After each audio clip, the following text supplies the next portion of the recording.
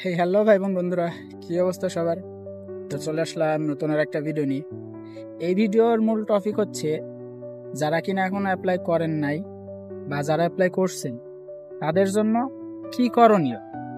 তো প্রথমে যদি কথা বলি, যারা অ্যাপ্লাই করছেন তো আলহামদুলিল্লাহ, তারা তো প্রথম পদক্ষেপ সম্পূর্ণ করছেন। এর পরবর্তীতে আপনারা এখন অপেক্ষায় আছেন কখন অফার লেটার আসবে, কখন ইনভাইটেশন লেটার আসবে। তো সৃষ্টিকর্তার কাছে এটাই প্রার্থনা করেন যে আপনাদের কাজটা যেন কোনো রকম বাধা বিপত্তি ছাড়াই সম্পূর্ণ হয়ে যায়। যেমনটা অ্যাপ্লাইটা সম্পূর্ণ হয়েছে, offer letter, invitation letter, visa পাওয়া, তারপরে ফ্লাই করা, ঠিক আছে, সঠিক মতো সঠিক সময়ে ইউনিভার্সিটিতে পৌঁছানো, যাবতীয় যা কাজ আছে আল্লাহ তাআলা যেন কোনো প্রকার বাধা বিপত্তি ছাড়াই সম্পূর্ণ করে দেয়। এই দোয়াটা আপনার সৃষ্টিকর্তার কাছে করতে থাকেন, ঠিক আছে। আর যারা এখনো অ্যাপ্লাই সম্পূর্ণ করতে পারেন নাই এখন পর্যন্ত, যারা স্টেট সিলেক্ট করতেছেন, ইউনিভার্সিটি সিলেক্ট করতেছেন, তো তাদের উদ্দেশ্যে আমি কিছু কথা বলি।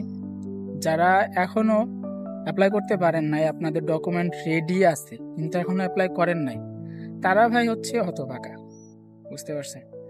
কিন্তু যাদের ডকুমেন্ট রেডি নাই, ঠিক আছে, দেখা যাচ্ছে যে পাসপোর্ট রেডি নাই, পাসপোর্ট করতে দিছে, বা সার্টিফিকেট বা মার্কশিট ইউনিভার্সিটিতে জমা আছে, ওইটাতে ভোগান্তিতে ঘুরতেছে, ইউনিভার্সিটি দিতেছে না, তো তাদের বিষয়টা আলাদা। কিন্তু যাদের ডকুমেন্ট সবকিছু রেডি, পাসপোর্ট আছে, সার্টিফিকেট আছে, মার্কশিট আছে, তারা এখনো স্টেট খুঁজতেছেন, তারপরে ইউনিভার্সিটি খুঁজতেছেন যে কোনটা ভালো হয় আমার জন্য, তো তারা ভাই হতভাগা। আপনাদের সময়টা এই সার্চিং এই চলে যাবে, ঠিক আছে, কোন সিটি বেটার, কোন ইউনিভার্সিটি বেটার, এইসব সার্চ করতে করতে আপনাদের সময়টা চলে যাবে। আপনারা এখন অ্যাপ্লাই করেন নাই, আবার অ্যাপ্লাই করবেন কবে? আমি এর আগের একটা ভিডিওই বলছিলাম যে অনেকেই আছে ডেডলাইনের অপেক্ষা করে, ঠিক আছে। এখন পর্যন্ত অনেকেই জিজ্ঞেস করে যে ভাই ডেডলাইন। তো আমি এর আগের ভিডিওতেও এই কথাটাই বলেছি যে ভাই রাশিয়ার ক্ষেত্রে ডেডলাইনের চিন্তা করেন না, ডেডলাইন নিয়ে পড়ে থাকেন না। রাশিয়াতে যে পরিমাণ অ্যাপ্লিকেন্ট, যে পরিমাণ স্টুডেন্ট আসতেছে, তো আপনার ওই ডেডলাইনটার আগেই হচ্ছে ইউনিভার্সিটির সিটগুলা ফুল হয়ে যাচ্ছে, বুঝতে পারছেন। সিট ফুল ফুল বলতে এখানে একটা কথা আছে, ইউনিভার্সিটি কি জানে যে এই স্টুডেন্টগুলো আসবে, বা এই স্টুডেন্টগুলা কি ইউনিভার্সিটির জন্য ফিক্সড নাকি যে সিট ফিল হয়ে যাচ্ছে, অ্যাপ্লিকেশন নিচ্ছে না? তবে একটা জিনিস তো বুঝতে হবে, যদি একটা ইউনিভার্সিটি 200টা ছাত্র নিবে, মনে করেন যে 200টা ছাত্র নিবে, তো সেই জায়গায় তো 2000 অ্যাপ্লিকেশন নিবে না, বুঝলেন। যেখানে 200টা ছাত্র নিবে সে জায়গায় সর্বোচ্চ গেলে হয়তো 300 না হয় 400 অ্যাপ্লিকেশন নিবে। তো এরপরে কি ওই 2000 5000 অ্যাপ্লিকেশন নিয়ে তার লাভ আছে? সে তো স্টুডেন্ট নিবে 200টা, তো দেখা যাচ্ছে যে 200টার জায়গায় 300টা অ্যাপ্লিকেশন নিল, 100টা ব্যাকআপ হিসাবে, ঠিক আছে। সবাই তো আর আসতে পারবে না, হয়তো ভিসা জটিলতায় ফেসে যাবে, ভিসা রিজেক্ট হবে, কারোর আর্থিক সমস্যা হয়ে যাবে বা পারিবারিক কোনো সমস্যা হয়ে যাবে, যে কারণে আসতে পারবে না। তো এই কারণে দেখা যাচ্ছে যে তারা যে 200টা স্টুডেন্ট নিবে সে জায়গায় 200 বা 300 অ্যাপ্লিকেশন নিল, বুঝছেন। তো আপনাদের যাদের ডকুমেন্ট রেডি আছে ভাই, আপনারা আর এক বিন্দু পরিমাণ সময় নষ্ট না করে, বুঝছেন, যেই ইউনিভার্সিটি পারেন, যেই স্টেটটা পারেন, দেখেন, দেখে আসেন। আসার পরবর্তীতে ভাই আপনি নিজেই সবকিছু বুঝতে পারবেন কোন স্টেট আপনার জন্য ভালো, কোন ইউনিভার্সিটি আপনার জন্য ভালো।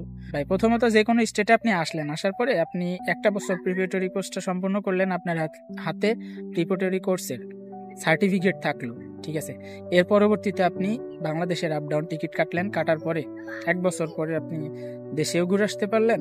এবার গিয়ে শুধুমাত্র এম্বাসি ফিটা দিয়ে অন্য একটা স্টেটের ইনভাইটেশন বের করবেন। তখন তো আপনার হাতে অনেক মানুষ থাকবে, বন্ধু বান্ধব হবে। হ্যাঁ, আপনি যে স্টেটে যাইতে চাচ্ছেন ওই স্টেটে আপনার মানুষজন থাকবে, তার মাধ্যমে আপনি একটা ইউনিভার্সিটি সিলেক্ট করে ওখান থেকে আপনার ইনভাইটেশনটা বের করলেন, দেশে গিয়ে শুধুমাত্র আপনার এম্বাসি ফি দিয়ে আপনি ভিসা নিয়ে চলে আসলেন। তখন আর আপনার ভিসার কোনো রিজেকশন থাকবে না, কারণ আপনি তো অলরেডি প্রিপারেটরি কোর্স রাশিয়া থেকে সম্পন্ন করছেন। এখন তো শুধু আপনি ইউনিভার্সিটি চেঞ্জ করতে চাচ্ছেন। আগে তো এখান থেকেই স্টেট চেঞ্জ করা যাইতো, বুঝছেন। কিন্তু এখন সমস্যা হয়েছে কি, দেশে যাওয়া লাগে, দেশ থেকে এটা এম্বাসি থেকে ভিসা নিয়ে আসতে হয়। তো ভাই, মোরাল অফ দ্য স্টোরি, যাদের ডকুমেন্ট রেডি আছে এখন অ্যাপ্লিকেশন করেন নাই, তো আর বিন্দু পরিমাণ লেট করেন না, অতি দ্রুত আপনার অ্যাপ্লাইটা সম্পূর্ণ করে ফেলেন।